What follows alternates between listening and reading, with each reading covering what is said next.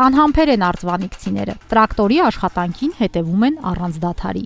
Ի վերջո հիմնովին լուծվում է այս գյուղի տասնամյակների խնդիրը, մշտական խմելու ջուր կունենան բոլոր բնակիչները։ Կենարար հեղուկը բնակավայրի տարբեր հատվածներ կմղվի պոմպերով, որոնց աշխատանքը կապահովի 40 կՎտ հզորությամբ արևային կայանը։ Աշխատանքի 60-ից 70% արդեն կատարված է, քանի որ տեղանքի ելնելով ժայռերը շատ է, առավոտ ժամը 8-ից աշխատում ենք մինչև իրիկուն ժամը 8-ը, որպեսզի հասցնենք ժամկետին։ Ուսումնասիրել ենք ջրի հոսքը, կբավարարի, մի բան էլ ավել է լինելու։ 9 կիլոմետրանոց հիմնական ջրագիծ, 30,000 մետրանոց բարակ խողովակաշար։ Ծրագիրն իրականացնում է Կապանի համայնքապետարանը, գումարի մեծ մասն ազդագիր բնակավայրերին տրվող ռոյալթիի մասհանումից է։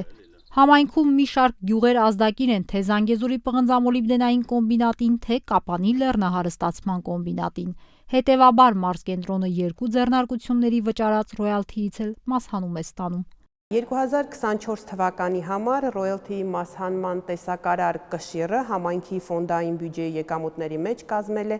9,7%։ Նշեմ, որ Արձվանիկում Կապան համայնքը ջրագծի 2 ծրագիր է իրականացնում, մեկը համայնքների սոցիալական և տնտեսական ենթակառուցվածքների զարգացման ուղղված սուբվենցիոն ծրագրով, մյուսը մասհանումների ռոյալթիի ծրագրով։ Ռոյալթիի ծրագրով ավելի մեծ ծրագիրն է իրականացվում, որի գումարը կազմում է շուրջ 325 միլիոն դրամ, որից 251 միլիոնը հենց ռոյալթիի մասհանումների գումարն է։ Ռոյալթին բնօգտագործման վճար է, որը տալիս են հանքարդյունաբերության ոլորտում գործունեություն ծավալող ձեռնարկությունները։ Տնտեսագետ Սուրեն Պարսյանի խոսքով այն նման ընկերությունների կատարած հարկային վճարումներից ամենախոշորն է։ Ռոյալթի հաշվարկման հիմքում ընկած է խտանյութի արժեքը, այսինքն այն գումարը, որով վաճառվում է խտանյութը միջազգային շուկայում։ Եվ որքան բարձր է այդ գումարը, այնքան բարձր է պետության մուտքերը։ Վերջի տարիներին նաև մուտքագրվեց ռոյալթի պրոգրեսիվ համակարգ, այսինքն որոշակի մակարդակից հետո տնտեսվարողներ ավելի շատ ռոյալթի են վճարում։ Նպատակը այն էր, եթե օրինակ համաշխարհային շուկայում պղնձի մոլիբդենի գները բարձրանում են, կազմակերպությունները սկսեն ավելի շատ հարկ վճարեն։ Այսինքն կա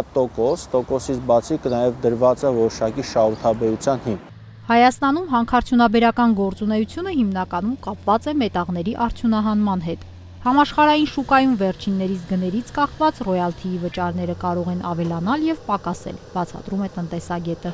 Վառ օրինակը հենց Զանգեզուրի պղնձամոլիբդենային կոմբինատի 2024 թվականի վճարումներն էր։ Մասնապես 2024 թվականին այս ընկերությունը վճարել է շուրջ 102 միլիարդ դրամի չափով հարկեր, որից մոտ 68 միլիարդը կազմում է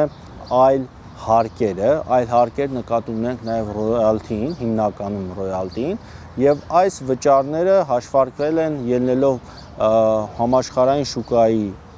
բարձր մետաղական գներից ելնելով։ Թե հանքարդյունաբերական ընկերության վճարած ռոյալթիներն ինչպես պետք է բաշխվեն, սահմանում է օրենքը։ 2025 թվականի հունվարի 1-ից ուժի մեջ մտած փոփոխությունների շնորհիվ դրանց 2%-ը հատկացվում է համայնքներին, որի կեսը պարտադիր ազդագիրներին։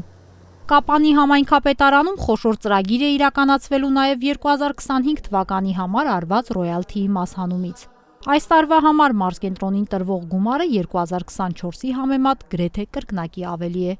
2025 թվականին նախատեսում ենք իրականացնել էլի մեծ և կարևոր ծրագիր համայնքի համար, նախատեսվում է կառուցել մեքենասարքավորումների տեխնոպարկ, ծրագրի գումարը կազմում է շուրջ 800 միլիոն դրամ, որից 522 միլիոնը մասհանումների գումարն է կազմում։ Նշեմ, որ համայնքը երբեք սեփական մեքենասարքավորումների տեխնոպարկ չի ունեցել և դա համայնքի առաջնահերթ խնդիրներից է համարվում։